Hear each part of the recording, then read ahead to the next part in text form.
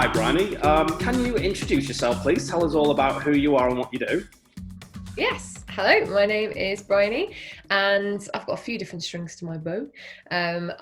Through things like mentoring and coaching, as well as running courses and workshops, I help people figure out how the mind works. And that includes things like meditation, but also mindset development as well. Really passionate about mental health and well-being. But as time's gone on, I've gotten more interested in human potential, and really trying to think about, instead of just making sure we navigate life and get through safely, it's like, actually, what awesome things can we do with this one wild and precious life? So really, really trying to think about being all that we can be and giving ourselves permission to do that. It's interesting that you talk about meditation. I'm seeing a lot of people share videos of them meditating and saying this is a great time to Mhm. get into something like meditation with all the time we have on our hands. What is meditation? It's interesting because depending on who you ask, the answers will probably vary wildly. So I will share with you what I feel it is for me. So for me, meditation is the settling of the mind into silence. It's not about the rejection of thoughts or the pushing away. And I work with so many people who, when they first start or begin to meditate, because the chatter of the mind is so present and it's so busy, and people try to sort of push that away, and it creates an extra tension. They then say, like, oh, I'm just not cut out for this meditation stuff, I'm no good at it, like there's so much going on, or I'm just too busy. And that's the point, is we're becoming familiar with the nature of the mind, like what it's actually like. So we look to reduce our the amount of information coming in. So we close our eyes, we sit somewhere ideally quiet, you're sat still, you're not fidgeting, texting, eating, moving. So all that sensory stimulation falls away. And as that begins to happen, you start to, well, I would say, connect in. So you basically turn that tension, that mental attention, instead of being external or caught up in your mind, you turn it instead to focus in on this mind and body in the present moment. So it really is like a union that happens between the mind and the body, like the coming together of those things. Now, when people think meditation, they probably think a formal practice where you're maybe sat on the floor, like in a lotus position, and like and Yeah. there's maybe incense and candles. I'm not going to lie, I do that occasionally, but actually I practice what's called modern meditation, and the idea is you can do it anywhere. And actually, we don't worry about special breathing or postures or chanting. Not that there's anything wrong with that. We just keep it super simple, work with what's in our current experience. So like our breath, hearing, even thoughts and sensations in the body, to effectively train the attention of the mind, much like you would do a dog. And I mean this totally respectfully, because I love dogs, but like a poorly trained, very intelligent dog is going to be a bloody nightmare. Whereas a dog that's well trained, that even if there's something happening around it, it doesn't react, like, is an absolute joy. So we want to get to a point where we train the mind to stay focused, and in that way we build awareness and willpower, and we become far less reactive. So modern meditation can be practiced anywhere, but I would even say things like, going for a long walk can be like a meditation, or a bike ride, or cooking, where if you're just fully present in whatever you're doing and enjoying it, like loving it, then that in itself can be a meditation as well.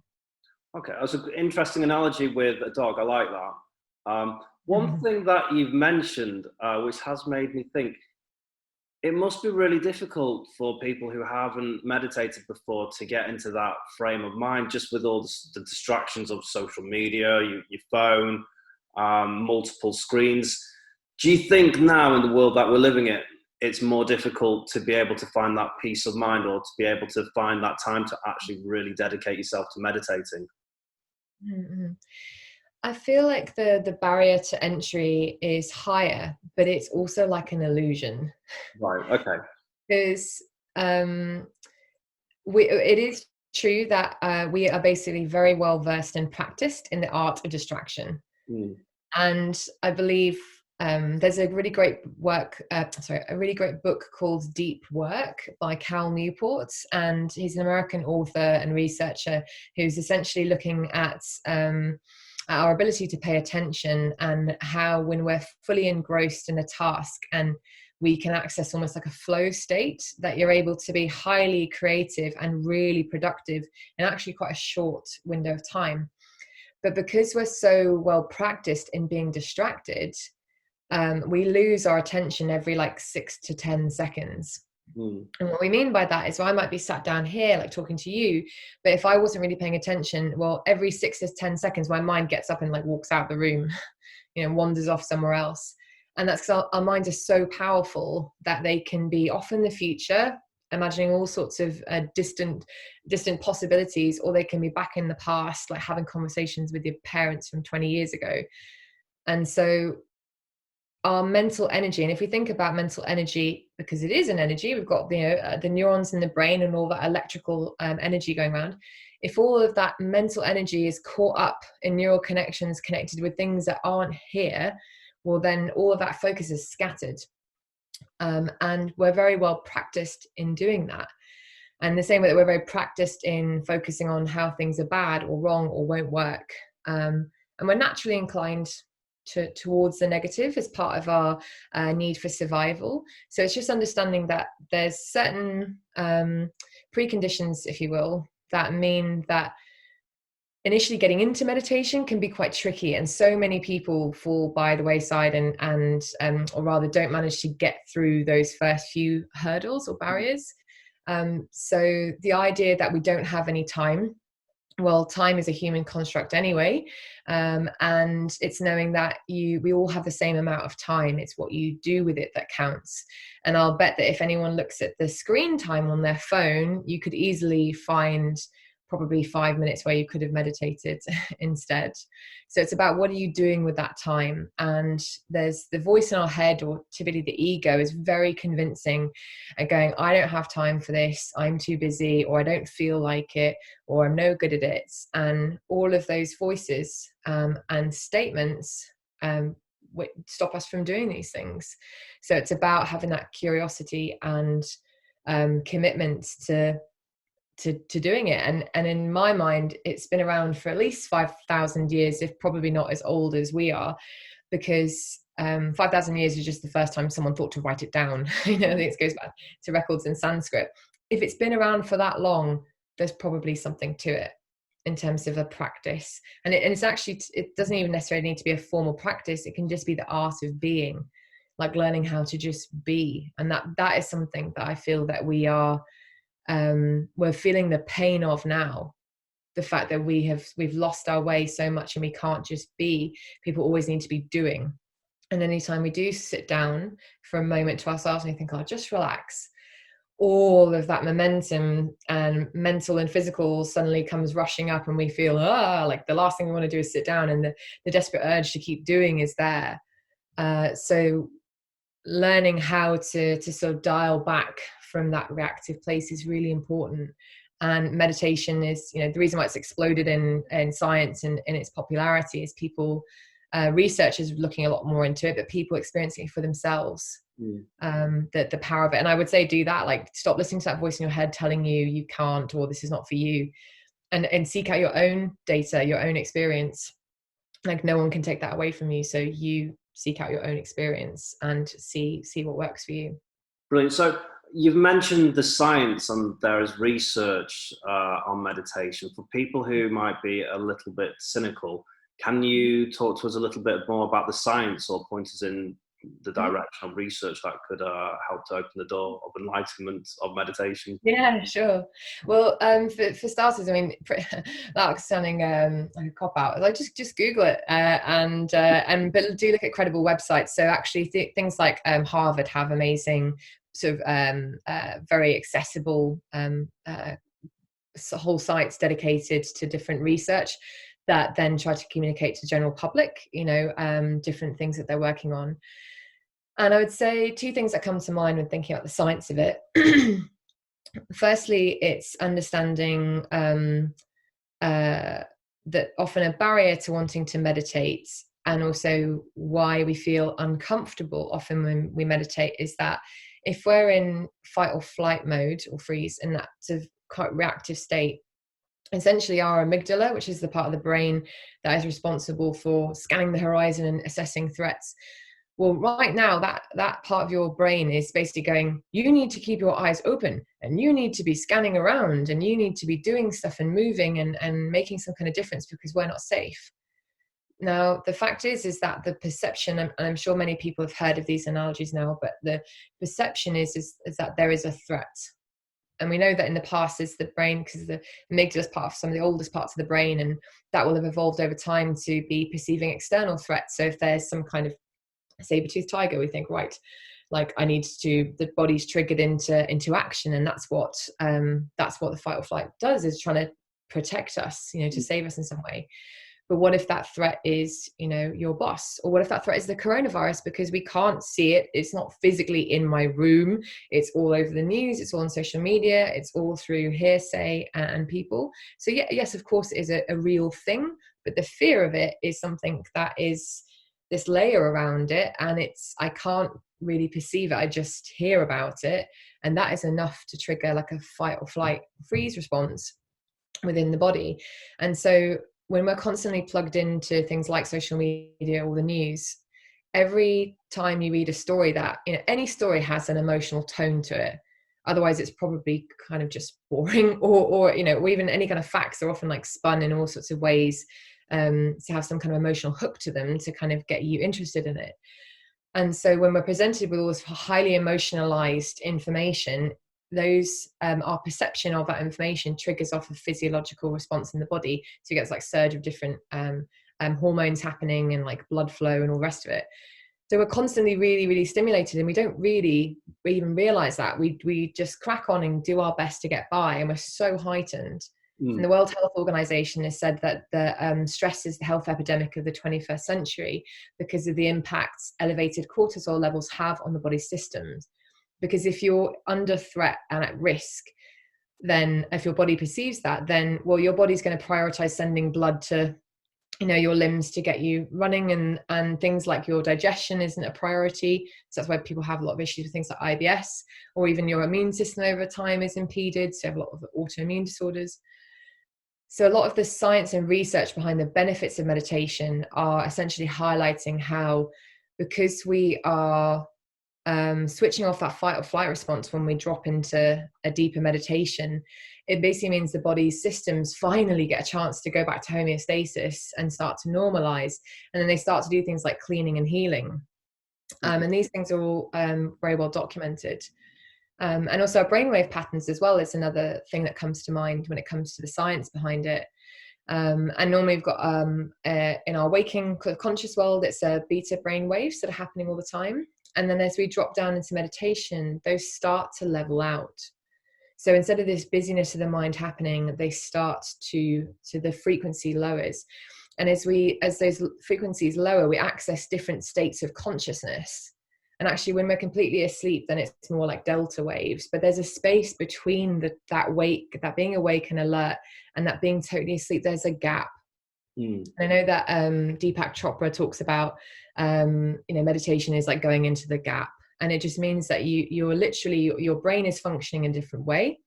You're probably able to process information differently. And that's why we can be very creative as well, often with meditation.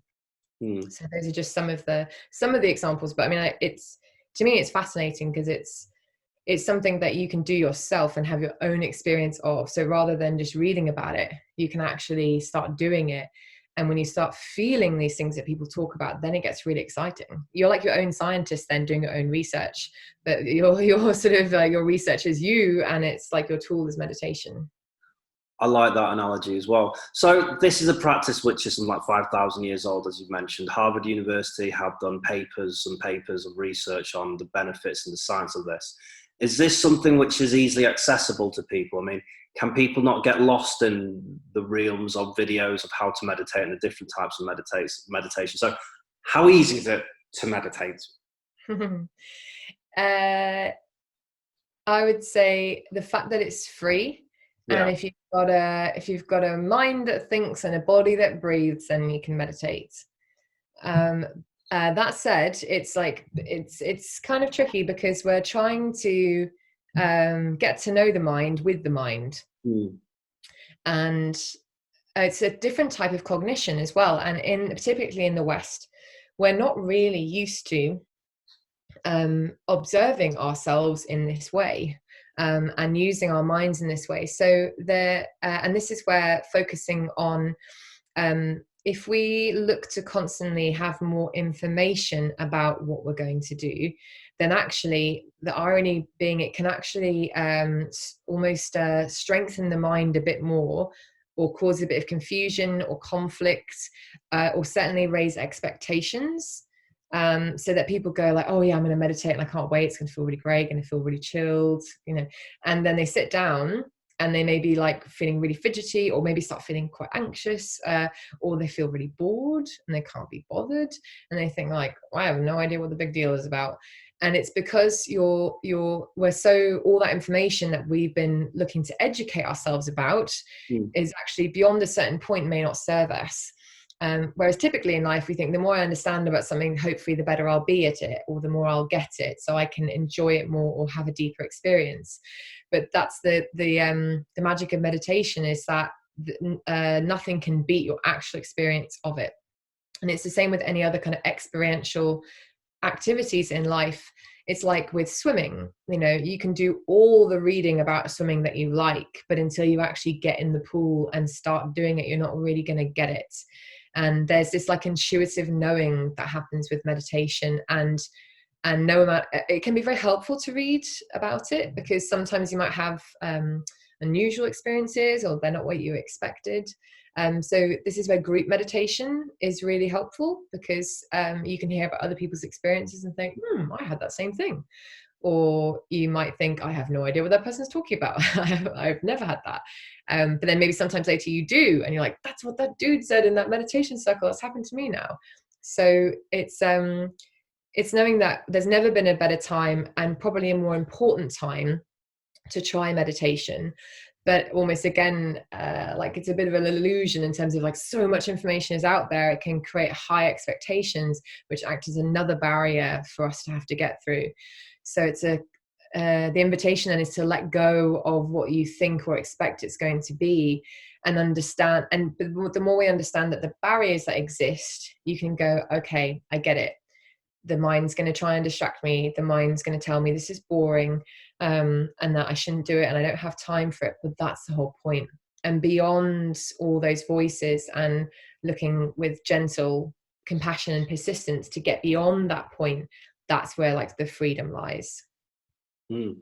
Okay, so I am going to try meditate. So I'm going to try meditation for the first time. What do I do? I would say if you've got a friend so we'll do two scenarios. One, you've got a friend or someone you know who has tried meditation before, ask them what they do. And you know what? They'd probably be really chuffed to hear from you. They probably quite like it.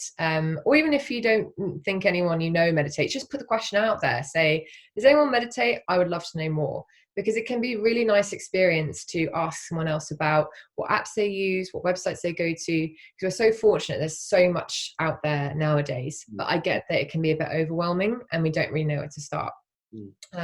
So find someone who's doing it already and ask them what they do. For me personally, I've been meditating for like 6.5 years now. I've got my own journey I've been on. I've done my own things. I would say explore, see what's out there. But if you're literally wanting to just sit down, never done any meditation before, and you don't really know anyone, or maybe you don't feel comfortable asking, I would recommend there's apps like Calm and Headspace, which are really popular ones, and they're popular for a reason, because they do a great job of providing a whole variety of different content, and they're very effective.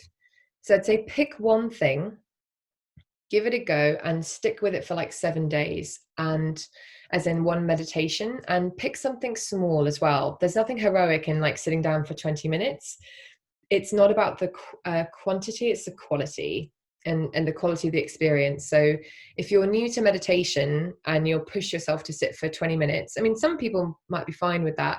I think a lot of people may struggle. and then you're probably just going to be fighting the mind for like 19 of those 20 minutes. So pick something that's like short and sweet, maybe just 2-3 minutes long, and let go of any idea of what you think it should be like, but stick with it and stay with that. Do that same one every day for say like 7 days, and see how you feel at the end of it, because it takes a few days for things to start to feel different. And you can also enjoy how the meditation is different every day. Like even though the recording may be the same, your experience will probably be different every day. So I'd say explore some apps that are out there, but be careful, be aware of not falling into the trap of like with browsing Netflix, like, oh, I don't know what I really feel like, just kind of skipping over loads of content. Just pick one thing and stick with it.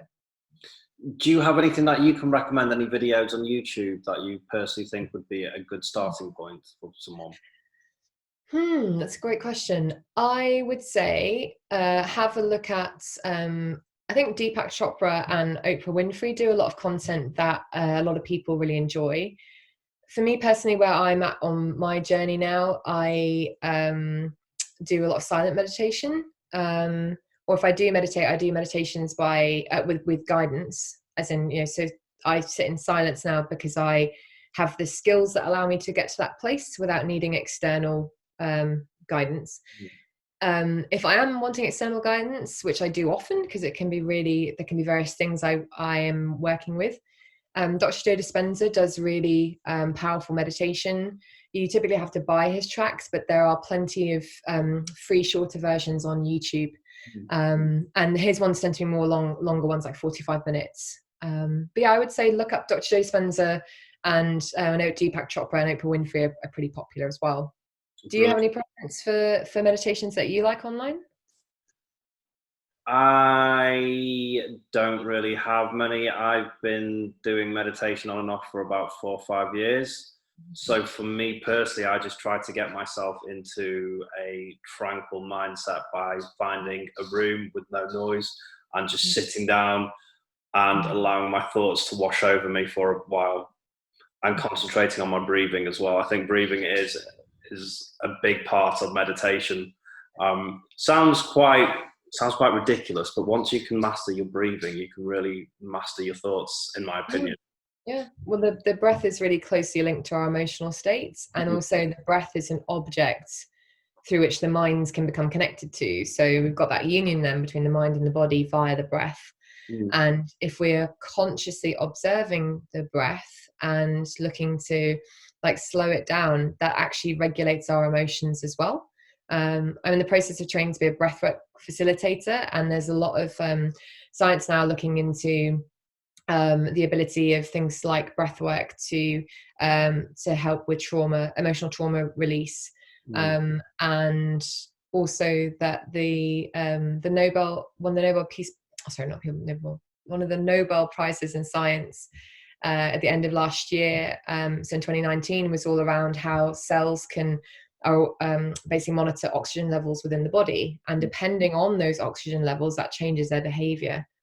So that again was like huge for basically validating a lot of what has been seen as anecdotal evidence through people's own experiences of actually physiological healing happening just through doing intensive breathing exercises, which again, it kind of might sound like outrageous just from a certain standpoint, but actually the more you understand the science behind it, but also do it, because it's not like we're experimenting on ourselves doing something weird, it's just breathing. And so it's like, what have we got to lose? Just do some breathing. Obviously it depends on people's physical health, and I get that there will be certain conditions, but if we're just doing some breathing exercises and it can have that bigger an effect, then why wait for the science to tell you, yeah, you can do it? Why not go and seek out your own experience? Amazing. So thank you, Briony. Any last thoughts or any last words for anyone who wants to try to get into meditation and hasn't? I would say get curious about that part of you that says, meditation isn't for me, because where else is that showing up for you in your life? And don't be so quick to define who you think you are or aren't.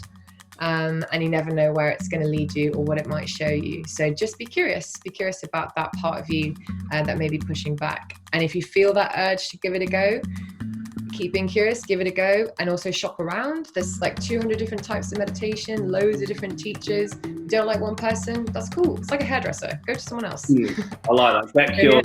Yeah, shop around. Brilliant. And where can people find out more about your work that you're doing? Sure. So I'm based in Manchester, but I actually do work. I work with clients internationally as well with the mindset development I do. I do a lot of my work online. So I've got a website, BrionyGunson.com, and also on Instagram, Twitter, Facebook, all that jazz. It's always just my name, so Briony Gunson. So you can just drop me a line.